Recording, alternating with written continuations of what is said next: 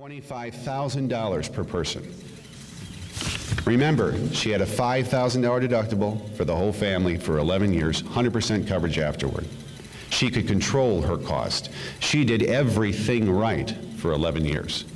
Now, she has a $25,000 deductible, and it's per person. Why? Because of Obamacare. There's no other reason. So now, she can't come up with another $20,000 because she's already drained most of her HSA account to pay for her oncology treatment, her radiation therapy, everything else she had to have done. So I had to take her off and put her on our state high-risk health insurance pool, which at the time only covered $1 million lifetime. She had to give up an $8 million policy.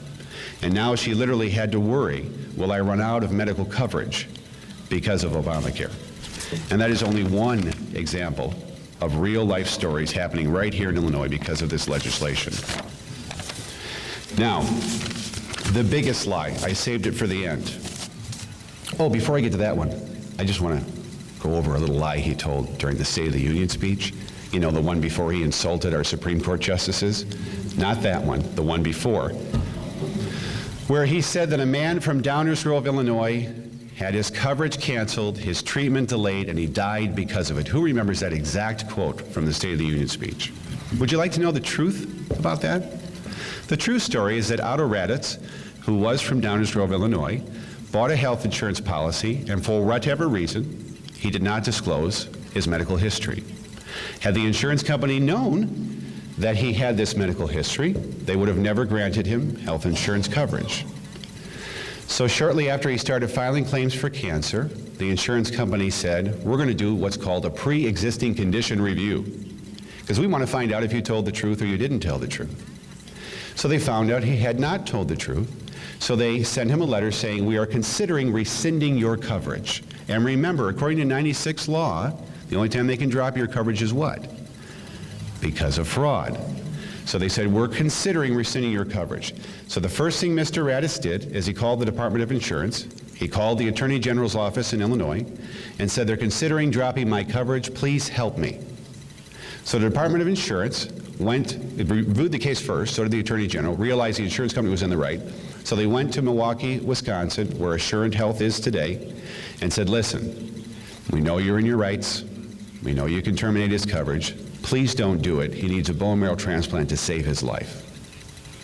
Do you know what happened? Do you know Assurant Health Insurance Company paid his claims for 4 more years until he died? And they never canceled his coverage? That's the true story. And thanks only to the Sun-Times, who had an intrepid reporter with the guts to look in to see if this story was true or not. Do you know Barack Obama is lying about his own mother today? You know, he just hired Tom Hanks to do that stupid documentary, The Road We've Traveled, and in it he repeats a lie he told in 2008 about his mother's health insurance that had her coverage canceled and she was battling for pre-existing conditions.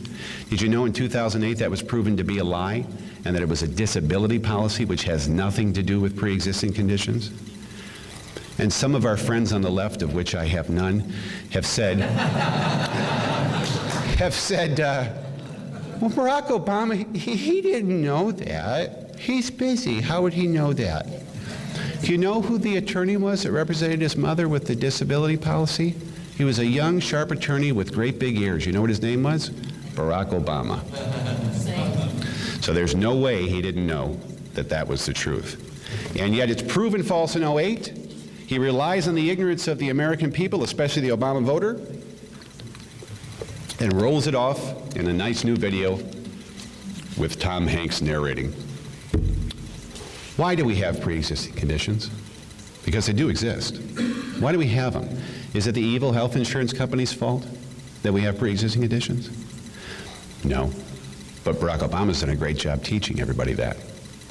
Back in 1996, there was a law called HIPAA written. Who's heard of HIPAA law? And when you think of HIPAA law, what's the first thing you think of?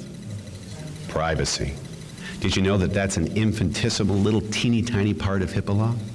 Did you know a far more important part of HIPAA law is portability? Did you know that 1996 HIPAA portability law has protected American consumers, 90% of the American insured, against pre-existing conditions for 16 years? And I'll prove it to you. When you're insured on a group health insurance policy through an employer, when you leave that employer, what's the one thing the employer's insurance company you used to be insured with sends you? Sends you a little slip. They have to do it by law. It's called a certificate of creditable coverage. Okay? Why do you need that? Because when you go to a new employer's group health insurance plan, you have to give that to them so that you can prove that you'd have at least 18 months of prior coverage, you've had no lapse of more than 63 days, and now they have to do what? They must cover all your pre-existing conditions from day one. That law has worked beautifully for 16 years. But when they wrote it, they extended no HIPAA portability to individual policyholders. You know, the self-employed. You know, the backbone of this country. Well, that number since 1996 has grown to 14 million people. These are small business, mom and pop people who cannot group together, don't have the power to negotiate rates because they're not Motorola and can offer the insurance company an $85,000 check every month. They have no power to negotiate. Well, thanks to the people who wrote 1996 HIPAA law that extended no portability protection to individual policyholders, they can be declined. They can face pre-existing conditions. They can be in a situation where they can't get health insurance. But it's not the insurance company's fault. They're simply following the law written by incompetent people in '96 who should have extended it to all policyholders. And in fact, the insurance industry is willing to do it today. Today. You know how you solve pre-existing conditions for the rest of American history? One sentence. That's it. One sentence. You know how the sentence reads? All individual policies are now protected under existing HIPAA portability law, and we have killed pre-existing conditions for the rest of American history. Does that take 2,700 pages to do? Does that take one page to do? No. One sentence.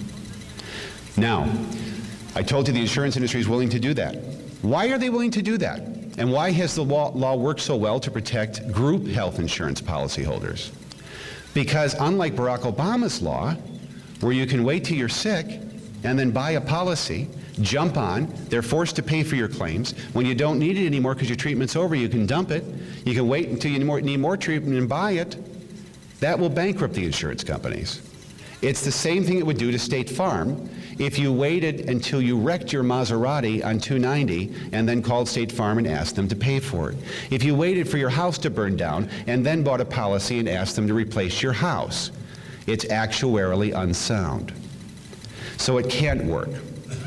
So Barack Obama came up with an idea. Here's what we're going to do. We're going to force everybody in America to buy health insurance. Doesn't matter if it's constitutional. In fact, that skinny young man that Mike was referring to that caught Phil hair is my buddy Sharpie, Adam Sharp, sharpelbows.net. He's a Breitbart disciple, and he's got bigger guts than most people I know in this country, and God bless him for it. But they don't care about the Constitution. There is absolutely nothing in the Commerce Clause that allows Congress to compel commerce. They can regulate commerce. What they want to do is create commerce that wasn't there and then regulate it later when you buy health insurance. That doesn't exist in our Constitution. There's no way they can twist it to make it work. So I believe the mandate will go down. I'll get into what happens later if the U.S. Supreme Court decides to legislate from the bench and invent a severability clause that doesn't exist. So Barack Obama said, and you remember, if you go back to 2010, right after it passed, some intrepid reporter was standing in front of Edith the Dingbat Pelosi, and that's what I call her, Edith the Dingbat. Doesn't she remind you of it? We have to pass it, man, to find out what's in it. So this moron was being interviewed, and some intrepid reporter says, "Is it true that you're going to put us in jail if we don't buy health insurance? How can you do that in America?" What? And of course, she hemmed and hawed and didn't want to answer the question. But if you remember, they were going to do that. We're going to extend the law that applies to you if you refuse to pay your taxes, right? to you if you refuse to buy health insurance. Fines would escalate. If you don't pay it over 5 years, you can actually go to jail. Well, the Tea Party nationwide rose up and said there's no way that's going to happen in this country. And we won on that issue. And they pulled it out, which presented a unique problem to Barack Obama. Because now he can't force you under law. There's no criminal penalties if you don't buy, right? So what's left that he can do? Here's what he can do. This was his answer. We're going to make you pay a fine. By the way, who knows what the fine is if you don't buy health insurance in 2014? Anyone want to guess how much it is? $95. It graduates to a whopping $695 by 2016. Do you think a slacker who's still on his mother's health insurance till he's 26, living in the basement, is actually going to buy a $2,800 health insurance policy? No, he'll pay the fine. So Barack Obama says we can't put criminal penalties in, so here's what I'll do. I'll commission the IRS. And if you don't buy health insurance, we're going to hold your tax refund. Does that 26-year-old get a tax refund? No. How many people in this country actually pay income taxes? 53%. 47% pay nothing. Nothing. So how do you hold a refund from somebody that pays no income taxes? So who's really going to be paying to insure another 40 million people? Raise your hand if you're one of the few, the proud, the 53%. Earlier this week, I had the privilege of debating the Occupy people, who are some of the dumbest human beings I have ever encountered. And one of the students at Dominican University, all the kids, there's 400 government students. These are high school kids now. And it was Tea Party, Denise Catoni, our state coordinator, myself, Keith Knutter from the Ayn Rand Institute, and Charlie Kirk from SOS Liberty, which is a great group. You got to Google them. It's high school kids trying to teach other high school kids about liberty. They're wonderful. So it's the four of us against the occutards. That's what I call them over here. So the first student comes up. It was much like this, just went a lot farther back. One little kid came up to the front and he said, I have a question. What does Occupy stand for? And what does the Tea Party stand for? And so imagine a 60s throwback with a beard and an alligator skin hat on with a jacket that's still got the patches on it, okay? He stands up and says, the Occupy movement is about fairness and equality. And when we believe the corporations are evil, and they're the 1%, and we're the 99%, and they don't want to hire us because they're greedy. I thought to myself, boy, that was a brilliant, concise statement. He sits back down, and I said, if I could respond to that. I said, young people, the Tea Party is about fairness and equality, too. In fact, by a show of hands, how many of you government students thinks that it would be fair and equitable that every American pays some form of tax to support their role of government? Every one of the 400 hands went up, not one dissenter. I said, but is it shocking to know that 47% of Americans pay no income tax to the role of their government? None whatsoever? And one of the kids in the back goes, that's not fair. I go, exactly, it's not fair. I said, so the Tea Party wants everyone to have some skin in the game. We feel that that's fair and equitable.